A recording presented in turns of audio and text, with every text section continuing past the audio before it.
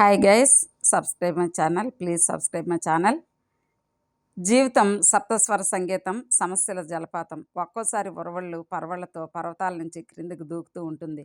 ఒక్కోసారి నిదానంగా జాలువారుతుంది. సంగీతం ఎలా ఆరోహణ అవరోహణలతో శృతిబద్ధమైన గమకాలతో వీణులు విందుగా ఉండి ఆనంద పరవశులను చేస్తుందో, జీవితము అంతే. ఇది అనుక్షణము ఓ సాధనా ప్రక్రియ, అనివార్యమైన నాటక రంగం, ఆటుపోట్ల సాగర తరంగం, రేపును సుస్పష్టంగా దర్శింపచేయలేని దృశ్యం, తెలిసి తెలియని రహస్యం. విజయవంతమైన జీవితానికి అవసరమైనదంతా మనిషి మనసులోనే ఉందంటారు అబ్దుల్ కలాం. బుద్ధి మనసును నియంత్రిస్తుంది, మనసు శరీరాన్ని నియంత్రిస్తుంది.